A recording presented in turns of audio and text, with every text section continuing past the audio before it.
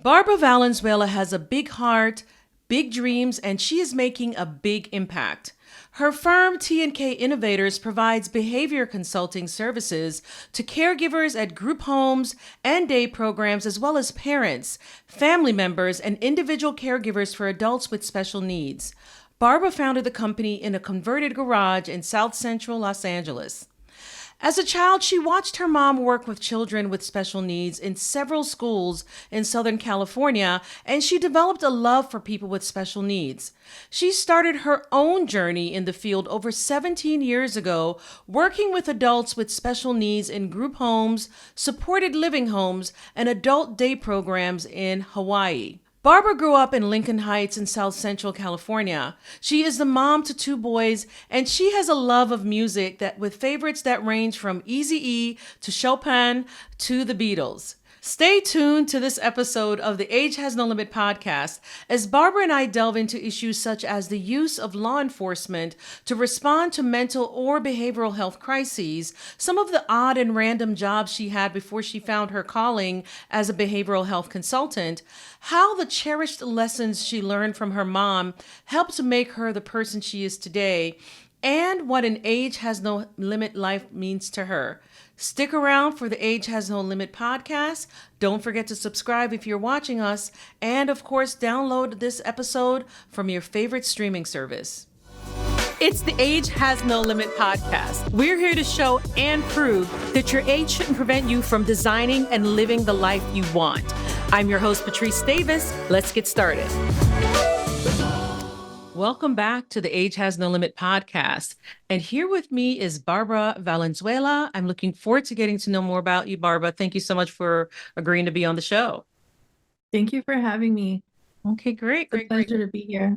Thank you. Yeah, absolutely. So, Barbara, one of the things that I really, really love about what you do is you empower adults with special needs and you empower their caregivers. And so, tell us a little bit about your company, T&K Innovators, and what made you decide to launch this really, really specific and particular business.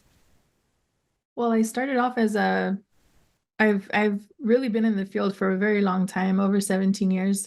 And my intro to this was through my mom. I used to go with my mom to her school where she worked with kids with special needs. And then I worked at regional center. I worked at a group home for adults with special needs, day program. I've just had a lot of different jobs in the field. And when I had my son, I wanted to do something different. You know, kids have that thing where they just like spark something in you to like do something else or do bigger things. And so I started consulting as a behavior consultant, Mhm. and I did that independently for some years. And then finally, I just decided like I want to provide this service like on my own, on a way that fits my values and what I want to provide for the community. So then I went off on my own. And what we do is we train, we consult, we teach ABA in a way where we want our providers to not need us. Mhm. We want to train the caregivers so that they don't need us, and so they could be their own heroes in their lives. Yeah, absolutely. And you mentioned ABA. If you can let us know what that is, and then also really give us, sort of the best elevator speech you can give us about what your company does, who you serve, and who are the eventual beneficiaries. So ABA is the science of human behavior. Hmm. Um, but ABA could really be applied in anything. It's not just for people with special needs. ABA comes in handy if you're a parent. Hmm.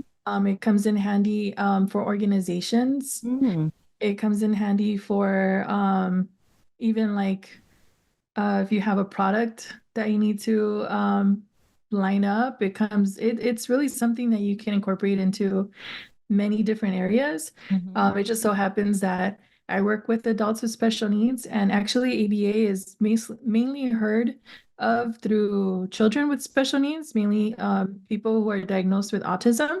Hmm. So that's usually how you hear about ABA services. Hmm. And what we do is a consultant from our team goes out to a family's home, assesses the situation, and determines like what would be the best course of action with this family.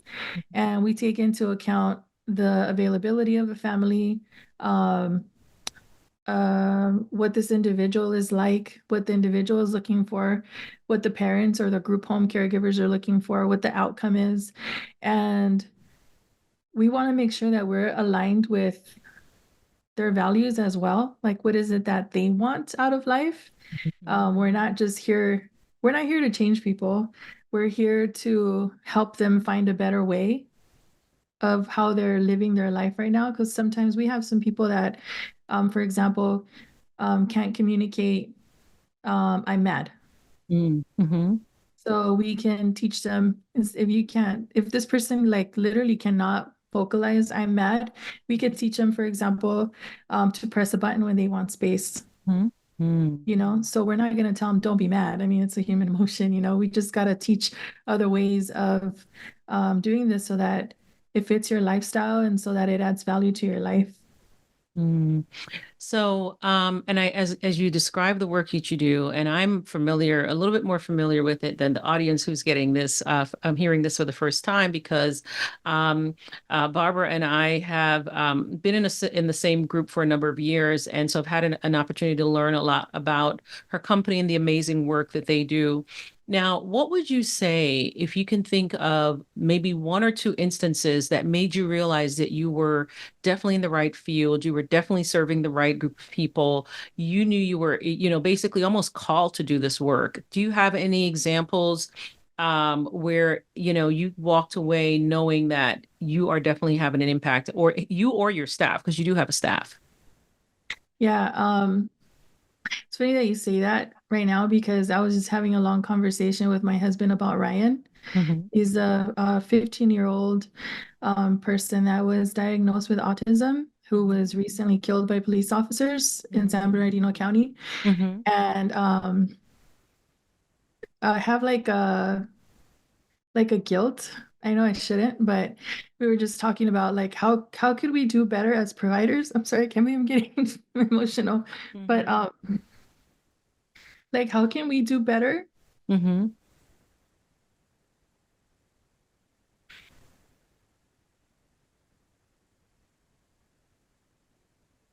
as agencies so that our population doesn't get killed like this? Yeah. Yeah. Something else that we do is we provide crisis services. Mm-hmm. So what we do is we come in again with caregivers and we train them on how they can um, be proactive so that they are not in crisis situations. And then when there is a crisis situation, what can we do? What can they do to Mm-hmm. support their individual? And so that stuff like this doesn't happen. So I guess those stuff like this, where I know I'm in the right place, Mm-hmm. um, but I know we can do better, Yeah. you Yeah. know? Is this the young man where the the police, his mom called the police because and unfortunately, the police came in, and before you know it, is this the story? I think I Yeah. read about it last week. Yeah, yeah. So sorry to hear that. Um, and I would now that you brought that up, I really would love to get your thoughts about how, unfortunately, in some instances, urgent mental health care is typically addressed or addressed by law enforcement. I would love to get your thoughts about that because we know that's a challenge and that's why things like that happen. Would love to know your thoughts about, how this shows up, how, what some of your recommendations could be, especially considering that you provide this service to providers. But what are some things that we're missing in our society and why this is happening, why mental health challenges are being addressed by law enforcement? I think it's just the not knowing. Mhm. Everyone kind of has their own little world, and we all live in our world. And what we don't know, we don't know. We just know what we're living in. Mhm. And I don't think that everyone is aware, first of all, of our population and their needs. And I can't say for sure, but I don't think that police officers are trained to work with people with special needs. Mhm. And um, I think that we can do better in educating Mm-hmm. and letting them know how to respond to them. Mm-hmm. So when we have like a crisis call, and I've had a crisis call before where I had to call 911 for on Mm-hmm. behalf of the family while I'm on the line with them. Mm-hmm. And I go over the person that answers on the phone. I make sure to tell them this is a person with special needs. Mm-hmm. Yes, they look like they are 25 years old, but they have the mentality of a 10-year-old. Mm-hmm. They don't have any weapons on them. They're going to be cussing and saying they're going to do all these things to the police, but they're really not. Mm-hmm. So having that conversation, I think, is important for any parent, any group home provider that's listening to make sure that you give that information to the police officers so that they know what they're walking into because they don't know what they're walking into. They have no idea. They just hear someone's being aggressive or someone's, I don't know, breaking windows or whatever it is that they're doing.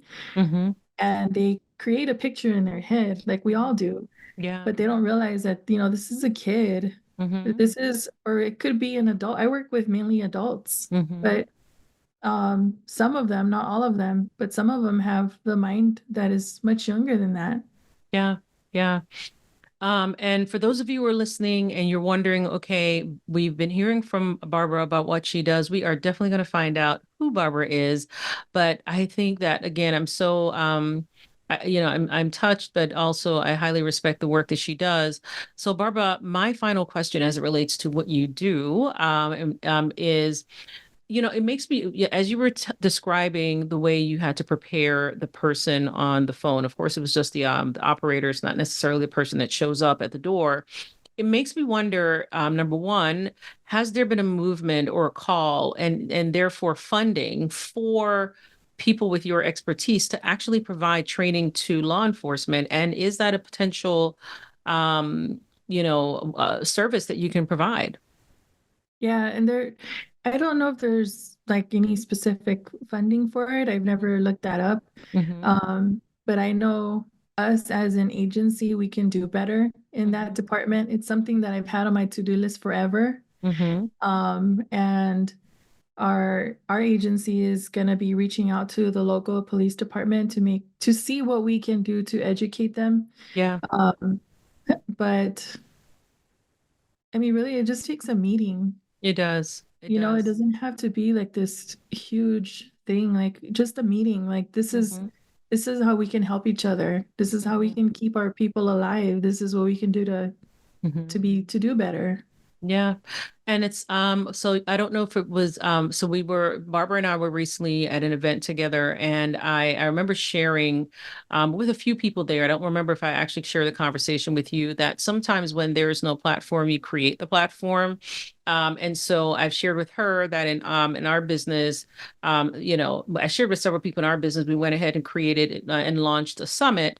And it makes me wonder, kind of putting that idea in your head, maybe hosting having that initial meeting with law enforcement to see if they're interested and see how much they can help you organize a larger platform to be able to offer this so that, we can get that momentum going. And especially since this unfortunate event is still, raw, so to speak, in a lot of people's minds. So, but yeah, again, I think that you and your firm do amazing work.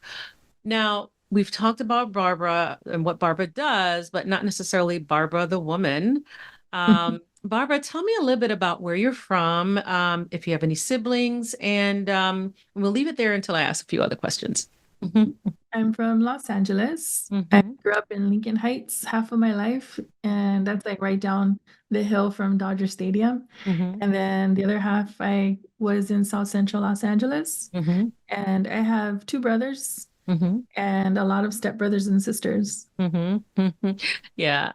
And what did you do in the early part of your career before you launched the business and even before you became a behavior consultant, unless you've always been in this space? Hmm.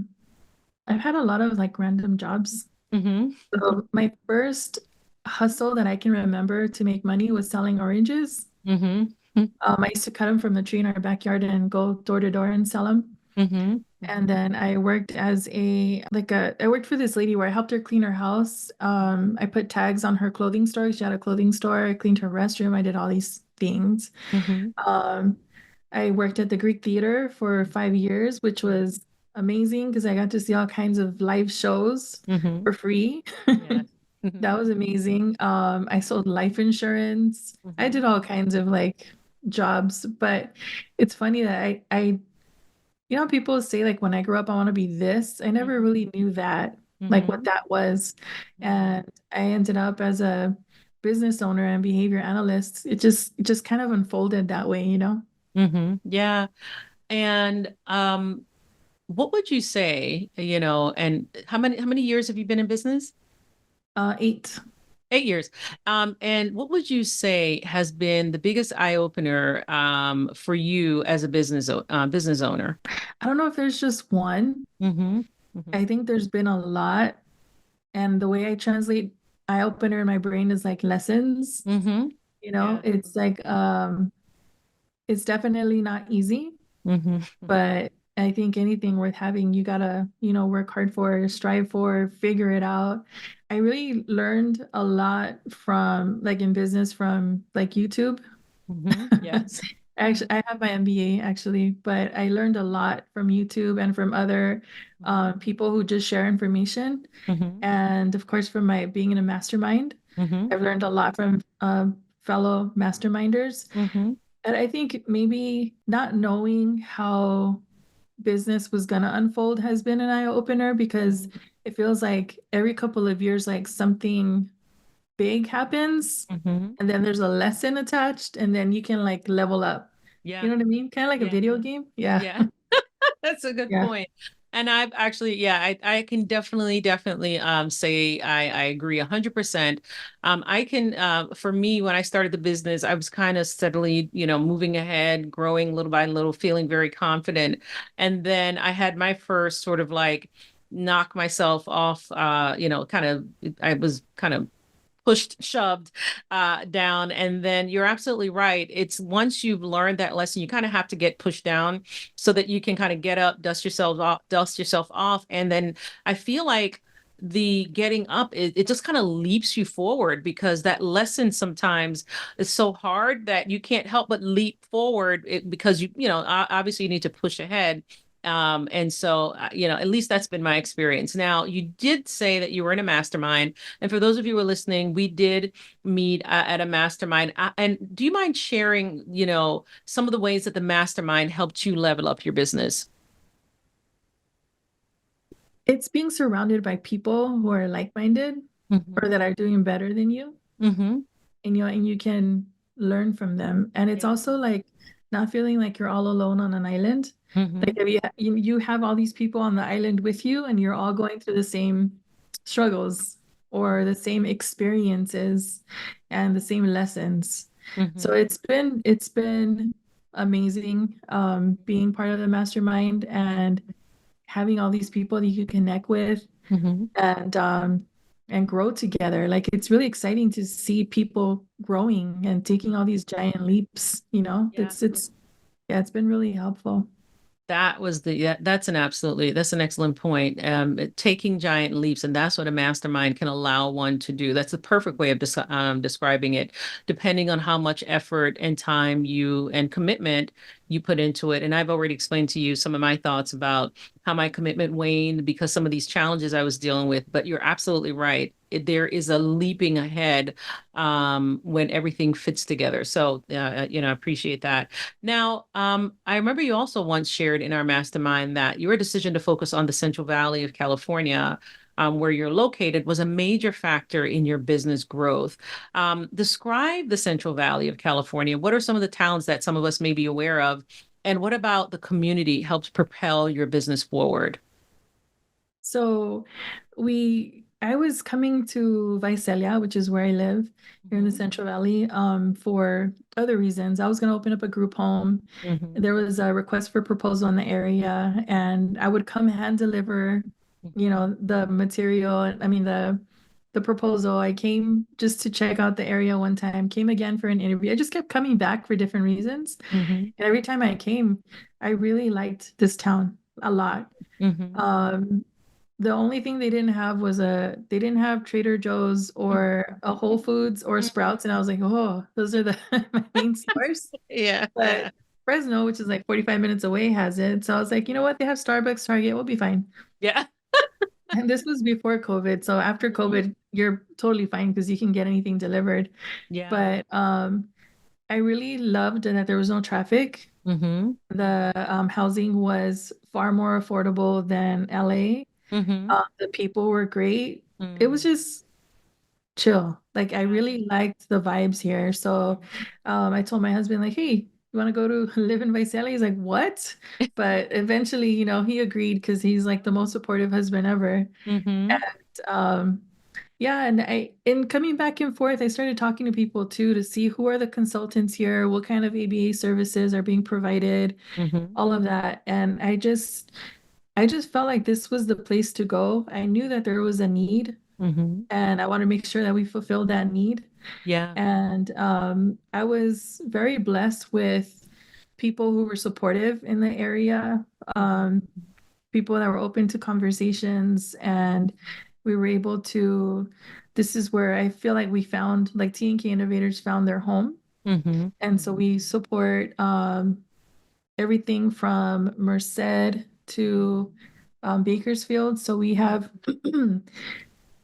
we serve the surrounding areas, like you were asking, what are some of the towns? There's Porterville, there's Exeter, there's Farmersville, Mm-hmm. there's Reedley, there's all these small towns in this area Mm-hmm. that we've been lucky enough to support. Yeah, yeah. So what's the nearest airport? Because the next time I come to California, I might just get a hotel nearby so you and I can have lunch. No, seriously, what is the nearest airport? We're in the middle of California, so Mm-hmm. nearest is based on what you consider near. Mm-hmm. I don't Mm-hmm. consider it near. Yeah. The closest, well, actually, Fresno is close, but they're not Mm-hmm. like a big airport, so there's not a lot of airlines that go there. So Mm-hmm. once in a while, I'll fly out from Fresno, Mm-hmm. but usually I drive down to LAX Mm-hmm. or Sacramento. Mm-hmm. I know that there's an airport in San Jose too. I've never flown out of there before though, but Mm-hmm. those are usually the main airports is Mm-hmm. LA and Sacramento. And how But far is Fresno's in LAX from where you live?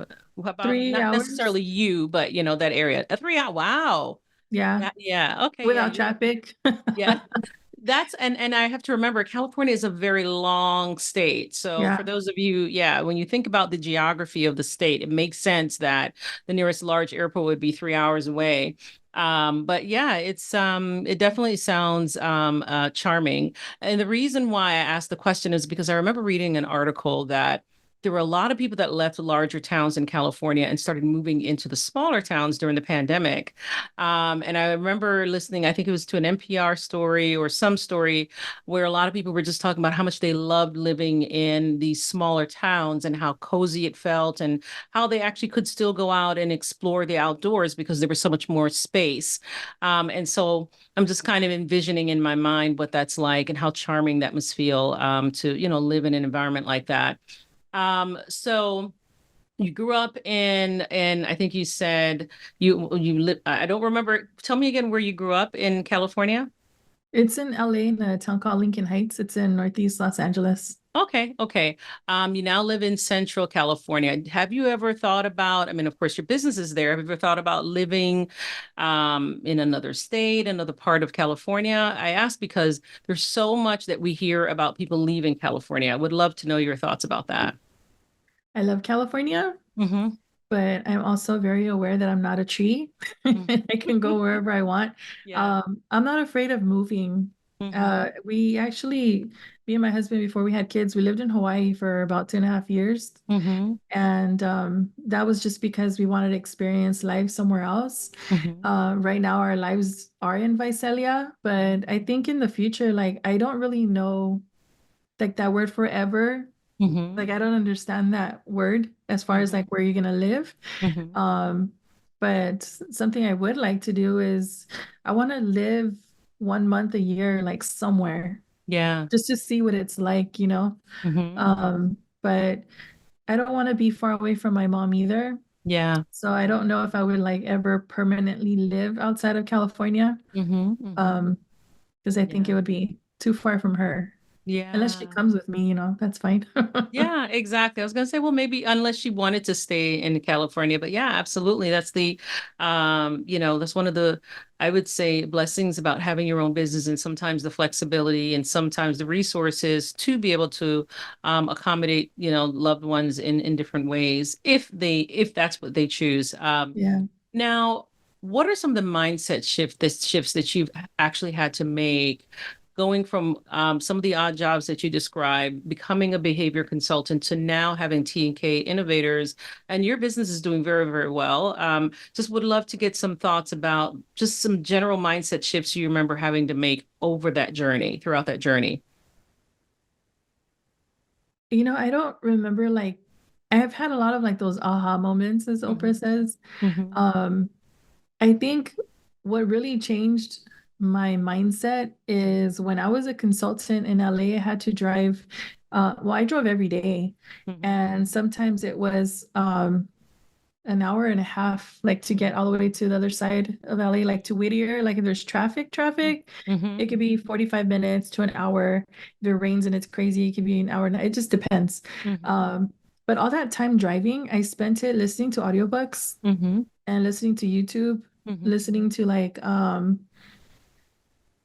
everybody, anybody you can think of, I've probably heard of them. So I've just spent hours and hours and hours and hours of being aware of what I'm putting in my head. And it Mm-hmm. wasn't like I just woke up one day and said I'm gonna be aware of what I put in my head. It just happened. Mm-hmm. And I felt in my body like the difference between listening to some things that are a little bit negative and listening Mm-hmm. to things that are about empowerment Mm-hmm. and growth and expansion. It really made a difference in my mindset Yeah. and in the way I saw the world Yeah. and in how I knew that I can, do big things. Yeah. That reminds me of, I remember, I used to be for a very long time, for many, many years, I would say at least 15 to 20 years, I would wake up, get my kids ready. I would be in the kitchen. Of course, everyone would be upstairs. And I used to start my day with NPR. And then I remember around 2008, around when everything was kind of when there were all these financial crashes all over the place. I just remember feeling tension in my body. It was the first time I realized this thing that I'm listening to every day is impacting me because it's making me feel anxious. And I don't want to feel this way before I even start my day properly. So that's a really good point, because I don't know how many of us are aware of that and how we can control to a certain extent the level of anxiety that we experience by controlling the inputs, right? And so that's an excellent point. Thanks for bringing that, just kind of bringing that up. Now, what would you say was the audiobook or even YouTube video that really resonated the most with you? Because I have my favorites. Sometimes I re-listen to them. I don't know if you do the same. There's been a lot over the years. So I listen to Abram Hicks a lot. Mm-hmm. Mm-hmm. Louise Hayes, Wayne Dyer. Mm-hmm. Um, Jim Rohn said, stand guard at the doors of your mind. And Mm-hmm. that's one of the like those quotes that have stuck with me. I Mm-hmm. listen to Maya Angelou, Mm-hmm. Mm-hmm. Oprah. Mm-hmm. Books that I have on repeat are We Should All Be Millionaires by Rachel Yeah. Rogers. Yeah. Yeah. And Jen Sinceros. I don't know if you pronounce it Sincero or Sincero, but Mm-hmm. she has the badass books. Yeah, I'm looking at him right now. You are a badass. I'm looking at it right. Yeah, Yeah, Jensen. So yeah. I might have to give her book another try, but go right ahead. My apologies. I didn't mean to cut you off. Uh-huh. Yeah, I listen to that over and over Hmm. again, and then I have my motivational badass button here that I push. I love it. I love it. Yeah, I'm I gonna have to have go one find here and that. I have one in my closet. So when I need it, I'm like, change your mind, and I just push the button and it helps. Um, but Uh-huh. there's a lot of books. I like E-Myth Revisited. Mm-hmm. Um, the Mm-hmm. 10x is easier than 2x. Yeah, Yeah. I can't remember the name of the authors. I'm Mm-hmm. sure people out there can Google it, but they have several books Mm-hmm. that they've come out with. Mm-hmm. Yeah. Yeah, you're giving me some good ones. So Abram Hicks, I've heard of, never listened to any of his work. Wayne Dyer, of course, I've listened to. Louise Hayes, I'm just now learning about her. So I'm looking forward to digging into that. And some of the other books, E Myth Revisited, for some reason I've never read it, but it's I keep hearing that's a really great book to read when you are definitely as a growing, when you have a growing business. And so thank you for reminding me about that. I will probably go ahead and download that. I actually last night downloaded a couple of really good books too, so I have a pretty long list. But thanks for Mhm. sharing some of yours. Now, what does an age has no limit life look like to you? It's just deciding that you're gonna do what you want to do Mm-hmm. when you want to do it Mm-hmm. on your own terms with your own boundaries Mm-hmm. without taking age into consideration, like Mm-hmm. just because you want to. Because we're really, I know we all age every year and we all want to live to whatever desired age we want, Mm-hmm. but we really don't know like when our end is coming. Mm-hmm. Mm-hmm. So we should be just living our life with that in our head. Like we Mm-hmm. have to be very aware, like we don't know when it's coming. You should be living your best life now. And I know we hear that a lot, but I Mm-hmm. think a lot of us just hear it and we just pretend that we're never gonna die, you Yeah. know? Yeah. But Yeah. that's what that means to me. Like we really do have an end expiration date Yeah. at Yeah. some point. And Mm. we need to plan like we don't have all the time in the world and schedule those things that we want to do now. Yeah. So that it reminds me of the saying that you shared earlier in our conversation, and just a few weeks ago when we were at that event together. You said we are not trees, and I remember you said that you share that with your children. And I know we didn't touch on this, but before we sign off, I'd love to learn a little bit about your children. I know you have a son and two daughters, or is it two Two daughters, boys. two boys and a Yeah. daughter? No daughters. Yeah, and I Just two remember boys.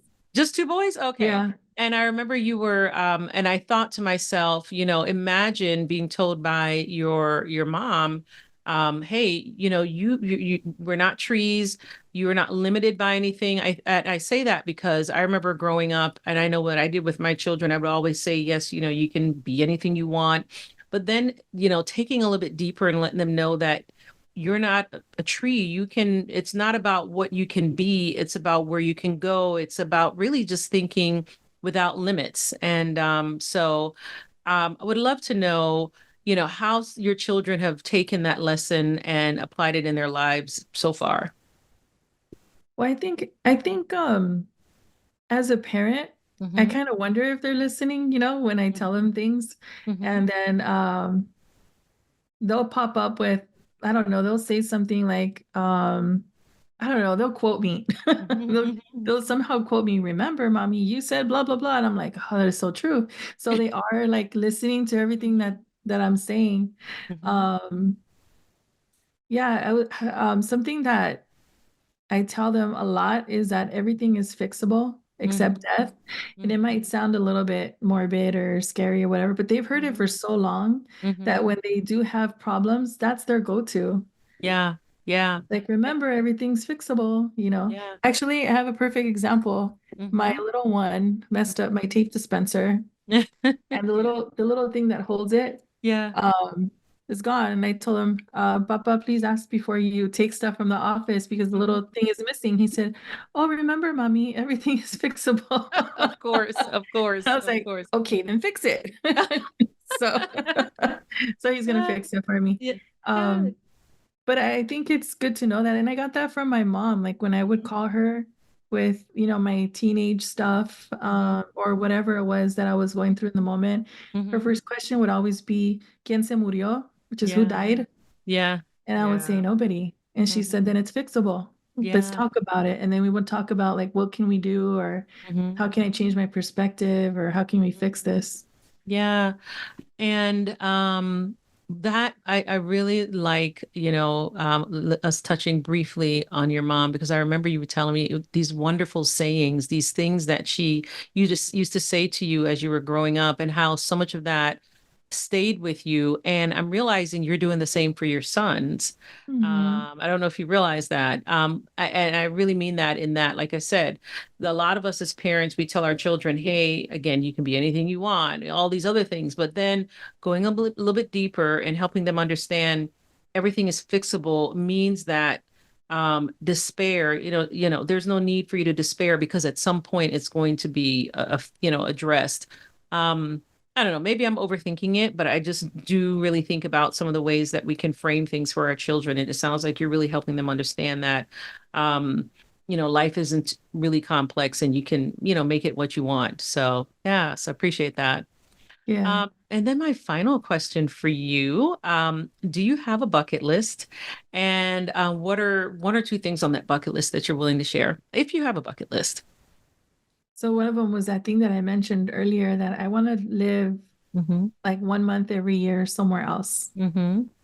Um, just to experience the music, the culture, the food, Mm-hmm. everything. And I think exposing my kids to that would be beautiful too. So they get to see what, how it just makes your world bigger, Yes. Mm-hmm. And that's one of them. And then I also want to write a book, Mm-hmm. which I'm currently working on. Mm-hmm. A book that gives lessons that I've learned throughout life from my mom, from business, just Mm-hmm. from living. I think it's important for me to write it, Mm-hmm. because I didn't see a lot of people who looked like me who were Mm-hmm. authors as a Yeah. kid.